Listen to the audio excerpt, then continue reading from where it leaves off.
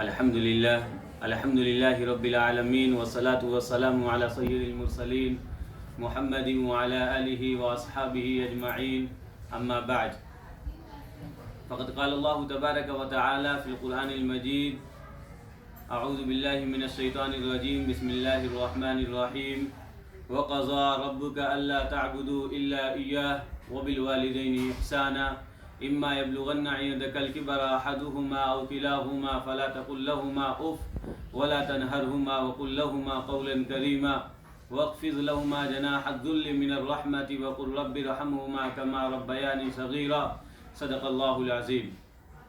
معزز ناظرین اور سامعین، الحمدللہ آج 15واں پارہ پڑھا گیا تراویح میں، تو اس کی کچھ آیتیں تھیں، تو میں نے ان آیتوں کو لیا تاکہ ان آیتوں کے سلسلے میں، ان آیتوں کے تعلق سے بات کی جائے. اللہ تبارک و تعالیٰ ان آیتوں میں کیا فرما رہے ہیں. تو میں نے ایک آیت قرآن مجید کے 15ویں پارے کی لی، جس میں اللہ تعالیٰ فیصلہ کر رہے ہیں اور فیصلہ سنا رہے ہیں لوگوں کو. اور وہ فیصلہ کیا ہے؟ پہلا فیصلہ ہے کہ ربک اللہ تعبدوا الا ایہ، آپ کے رب نے فیصلہ کر دیا ہے کہ عبادت صرف اور صرف اس کی جائے گی اور کسی کی اب عبادت نہیں کی جائے گی. رکوع کیا جائے گا، سجدہ کیا جائے گا، مانگا جائے گا تو صرف اور صرف اللہ سے.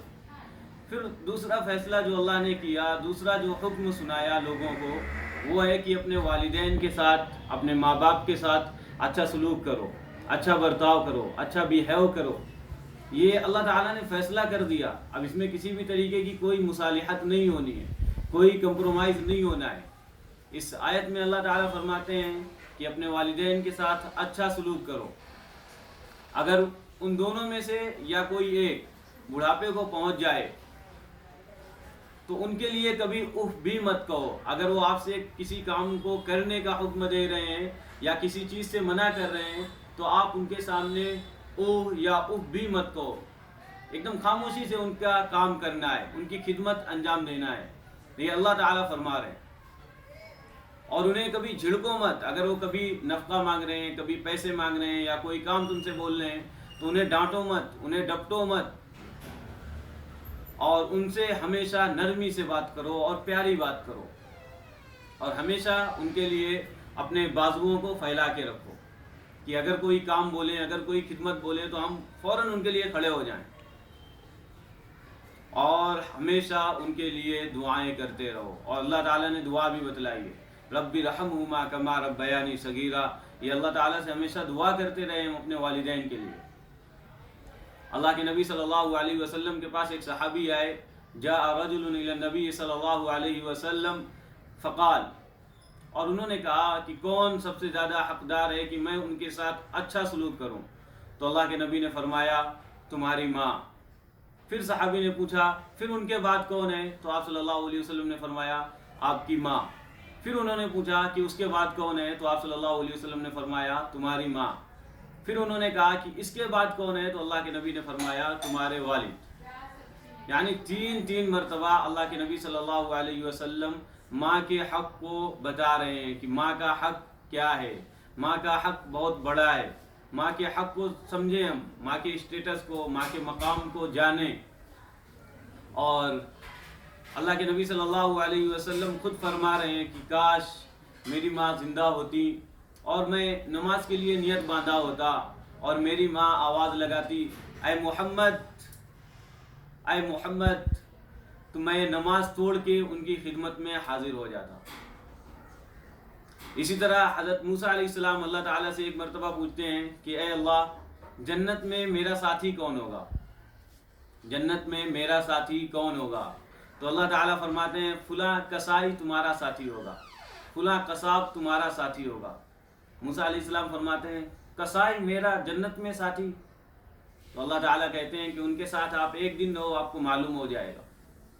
موسیٰ علیہ السلام پوچھتے ہیں لوگوں سے کہ بھائی فلاں کسائی کہاں رہتے ہیں؟ تو معلوم چلتا ہے کہ وہ اپنی دکان میں گوشت کاٹ رہے ہیں. موسیٰ علیہ السلام نے کہا کیا میں آپ کے ساتھ آج کا دن رہ سکتا ہوں؟ انہوں نے کہا جی بالکل رہ سکتے ہیں آپ. شام کا وقت ہوا، انہوں نے دکان بند کری اور موسیٰ علیہ السلام ان کے ساتھ ان کے گھر تک گئے. وہ کسائی آتے ہیں اپنے گھر، کھانا بناتے ہیں، روٹی بناتے ہیں اپنے ہاتھوں سے، پھر ایک ضعیف عورت لیٹی رہتی ہیں، ان کے پاس جاتے ہیں، ان کو اپنے بازوؤں سے اٹھاتے ہیں، پھر ایک ایک نوالا ان کے منہ میں رکھتے ہیں، ان کو کھانا کھلاتے ہیں، پھر ان کو پیار سے سلانے لگتے ہیں، تو وہ کچھ دعا کرتی ہیں، لیکن وہ دعا موسیٰ علیہ السلام نہیں سن پاتے۔ موسیٰ علیہ السلام پوچھتے یہ کون ہے؟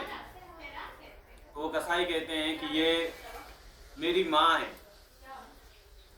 پھر موسیٰ علیہ السلام فرماتے ہیں یہ کیا کہہ رہی تھی، کیا بول رہی تھی؟ تو وہ فرماتے ہیں قصائی فرماتے ہیں کہ یہ فرما رہی تھی، یہ دعا دے رہی تھی کہ اللہ تعالی موسیٰ علیہ السلام کا تجھے ساتھی بنا دے اور تجھے موسیٰ کا ساتھی بنا دے۔ یہ میری والدہ یہ دعا کرتی ہیں، اور کہاں میں کہاں موسیٰ اتنے بڑے جلیل القدر انبیاء نبیوں میں شمار ہوتے ہیں، اور میں کہاں ایک کسائی، اور میری ماں یہ دعا کرتی ہے کہ میں جنت میں موسیٰ کے ساتھ رہوں۔ موسیٰ علیہ السلام سمجھ گئے کہ والدہ کی دعا کہاں تک جاتی ہے، ان کو معلوم نہیں تھا کہ یہ موسیٰ ہیں۔ اسی طرح موسیٰ علیہ السلام ایک مرتبہ کوہ طور پہ چڑھ رہے تھے، پہاڑ پہ چڑھ رہے تھے، وہ ڈگمگانے لگے، ان کے پیر لڑکھڑا رہے تھے، تو اللہ تعالیٰ کہہ رہے ہیں اے موسیٰ ذرا آرام سے چلو اب پہاڑ پہ، تمہیں دعا دینے والی اب زندہ نہیں رہی، یعنی تمہاری والدہ اب اس دنیا میں نہیں ہے جو ہمیشہ تمہارے لیے دعا کرتی تھی۔ تو یہ موسیٰ علیہ السلام سے کہا جا رہا ہے وہ نبی تھے۔ اسی طرح ایک اور صحابی تھے حضرت علقمہ رضی اللہ عنہ، ان کا آخری وقت ہے اور ان کے زبان مبارک سے کلمہ نہیں نکل رہا، لا الہ الا اللہ نہیں نکل رہا۔ ان کی بیوی نے حضرت محمد صلی اللہ علیہ وسلم کے پاس یہ بات بھیجی کہ میرے شوہر ہیں، ان کے زبان سے، ان کا آخری وقت ہے اور ان کی زبان سے کلمہ نہیں نکل رہا۔ اللہ کے نبی صلی اللہ علیہ وسلم نے فرمایا کہ ان کی والدہ کو بلاؤ۔ جب ان کی والدہ کو بلایا گیا تو آپ صلی اللہ علیہ وسلم نے فرمایا کہ علقمہ کا تمہارے ساتھ کیا حال ہے، کیا معاملہ ہے؟ تو ان کی والدہ فرماتی ہیں کہ علقمہ نماز میں، عبادت میں، روزوں میں بہت اچھا ہے، اور لیکن میرے ساتھ اس کا معاملہ اچھا نہیں ہے۔ اللہ کے نبی نے فرمایا کہ اپنے بیٹے کو معاف کر دو۔ علقمہ رضی اللہ عنہ کی والدہ کہہ رہی ہیں کہ میں اسے معاف نہیں کروں گی، اس نے میرا دل توڑا ہے، جب مجھ سے بات کرتا ہے تو پورا دل چیر جاتا ہے، دل کے ٹکڑے ٹکڑے کر دیتا ہے بات کرنے کے ٹائم۔ آپ صلی اللہ علیہ وسلم نے کہا بلال لکڑیاں اکٹھا کرو، ایندھن اکٹھا کرو اور علقمہ کو اس میں آگ لگا دو۔ تو ان کی والدہ تڑپ جاتی ہیں کہ اے محمد صلی اللہ علیہ وسلم، اے نبی، آپ پر میری ماں باپ قربان ہیں، آپ کس چیز کا حکم دے رہے ہیں؟ کیا آپ میرے بیٹے کو جلا دیں گے؟ حضرت محمد صلی اللہ علیہ وسلم فرماتے ہیں اے علقمہ کی ماں، آپ کا بیٹا آخری وقت پہ ہے، آخری سانسیں لے رہا ہے اور اس کی زبان سے کلمہ نہیں نکل رہے، اگر آپ نے انہیں معاف کر دیا تو ان کی زبان سے کلمہ جاری ہو جائے گا۔ ادھر ماں معاف کرتی ہے، ادھر کلمہ زبان سے نکلنے لگتا ہے۔ یہ ماں کی دعائیں ہوتی ہیں اور یہ ماں کی خدمت ہوتی ہے۔ اسی لیے اللہ کے نبی نے فرمایا ان الجنت تحت اقدام الامہات، کہ جنت جو ہے ماں کے قدموں کے نیچے ہے۔ اس لیے ماں باپ کی خدمت کریں، ماں باپ کے ساتھ اچھا سلوک کریں، ماں باپ کے ساتھ اچھا برتاؤ کریں، یہی اللہ ہمیں سکھاتے ہیں، اور یہی قرآن کی آیتیں ہمیں سکھاتی ہیں، یہی نبی صلی اللہ علیہ وسلم کی حدیثیں ہمیں سکھاتی ہیں۔ اللہ تعالی ہم سب کو اپنے والدین کی خدمت کرنے کی توفیق نصیب فرمائے، آمین یا رب العالمین۔